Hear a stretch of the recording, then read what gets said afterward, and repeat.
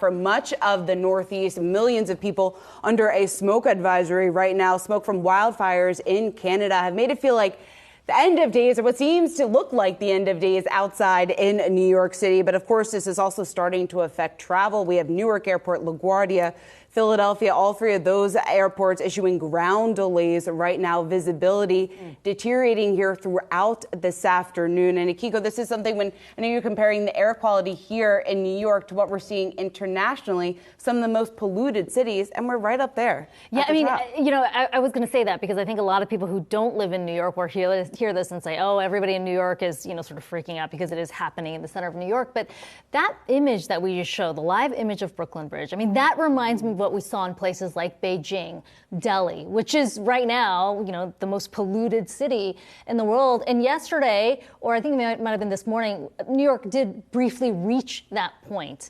And so you have to wonder, I mean, the context of all this is, of course, there's wildfires that are happening in Canada.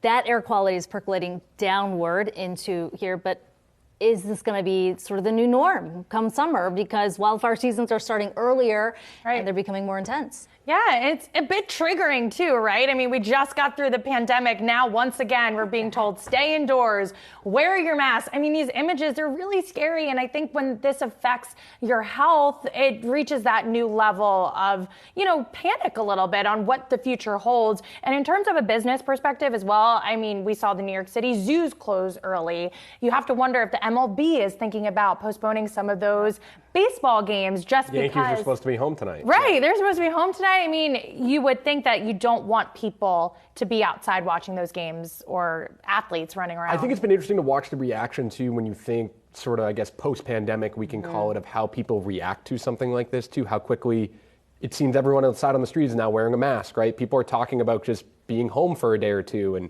I'm going to go home and not go into the office tomorrow. And like, we're sort of more accustomed to being able to do that for multiple days. But then you wonder what the business impact is of that, right? Are people now rescheduled the Yankee game, by the way? Wow, they just rescheduled the Yankee game. Yeah. So, but then you're wondering how so people now are so much more willing to do that, right, and do it quicker. So what impact does that have on travel? Do less people plan a vacation, or not necessarily a vacation, but the weekend getaway that you were thinking about doing over the next week or two?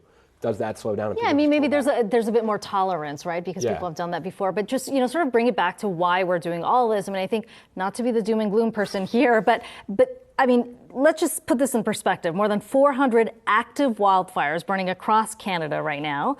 In terms of the scale of the fires, it's 13 times what we have seen in recent years.